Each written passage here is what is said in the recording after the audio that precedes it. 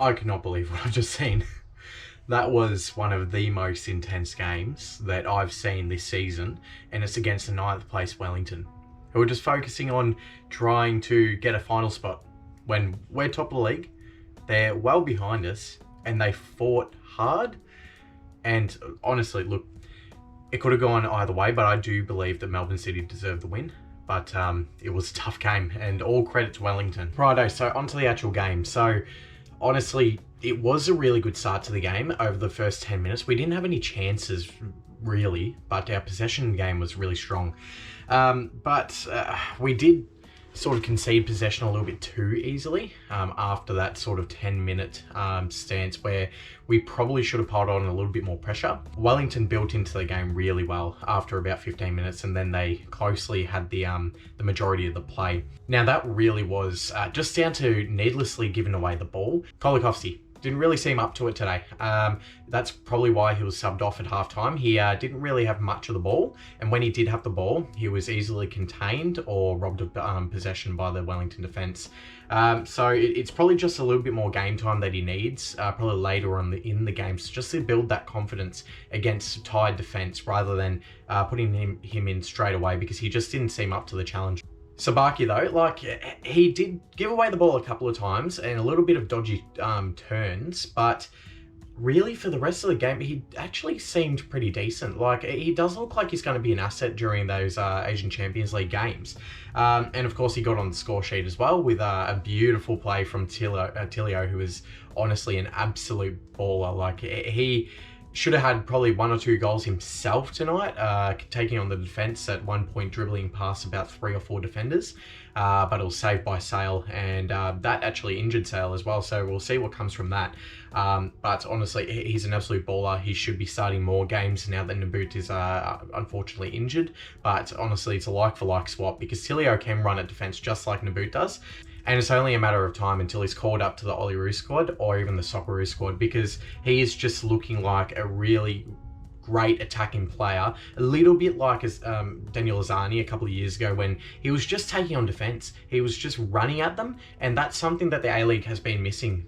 You see Roos from MacArthur, he's really just running at defence, and he's getting onto the ball and just running direct, and defence don't know what to do about it.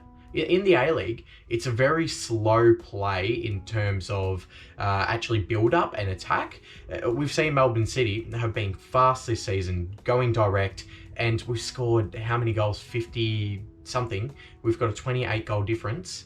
It's just unreal. That is leagues ahead of anyone below us. So it's really what the A-League's been missing: direct runners and taking on players and just going for goal, because you never know what's going to happen. Speaking of just going for goal, Jamie McLaren, that free kick goes down as one of the best placements in all time for the A-League. It was an absolute belter. It just curled right around the defence, and Sale already injured at this point. There's no way he's getting to that. So Jamie McLaren coming on, he really just changes the game. Just with his tight little touches. Now towards the end, there was a time where Metcalf could have possibly slid McLaren in, but Metcalf did hit the post on his own, so I reckon he was well versed to take that shot. It's just unfortunate it didn't go in, because wearing the captain's armband, he would have been the absolute hero. But it comes down to that, the needless giveaways, like at the end where Metcalf did try to go for the pass instead of clearing it, went straight to ball, he whips it in, and Hamed scores a goal. And there is a huge talking point with Hamed, which I'm not going to go into, because I think everyone knows, and there is going to be a lot of media coverage about it. But really, it's just not the best time, specifically for what's going on in the world. But that's as much as I'm going to go into that one. So like I said before, Metcalf going so close twice there. He took the ball on, he took the defence on, slid one in with his right foot, and unfortunately hit the post. But then that second chance, right at the death, last chance of the game, Tilio chooses the right move, passes it to Metcalf, but he just could not drag that one in. Honestly, he should have hit it first time. And Tilio's pass was a little bit bobbly, but Connor Metcalf, he's hit volleys before, he's scored volleys, he knows how to control a ball. It was just a little bit of fatigue setting in there, and unfortunately, it just didn't go our way. But this might be time. It might actually be time for us to win the league. The first time ever.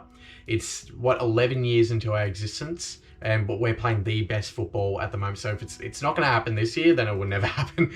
I want everyone that's watching this video, at least, so about 10 or 12 people, to get down there Saturday night and let's all sing for the boys. And as you can see, I've actually got crutches at the moment, so I might not be inactive, but I will be there and I will be singing from my seat. And yeah, it's going to be a massive game, massive occasion. I hope we smash the Mariners, to be honest with you.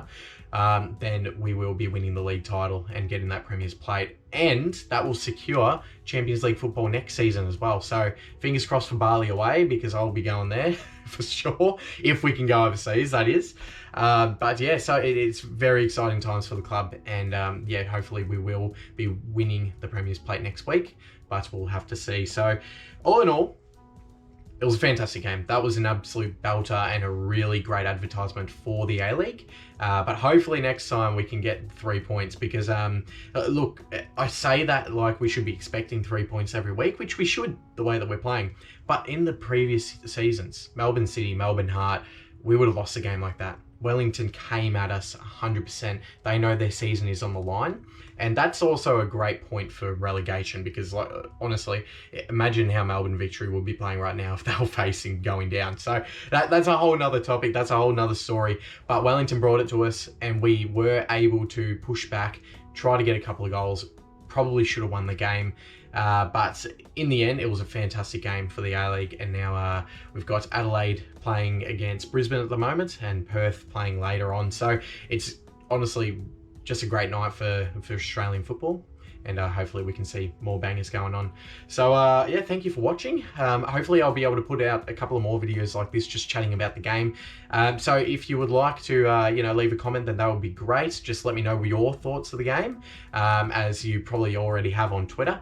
But yeah, thanks for watching, and I'll see you next time. Cheers.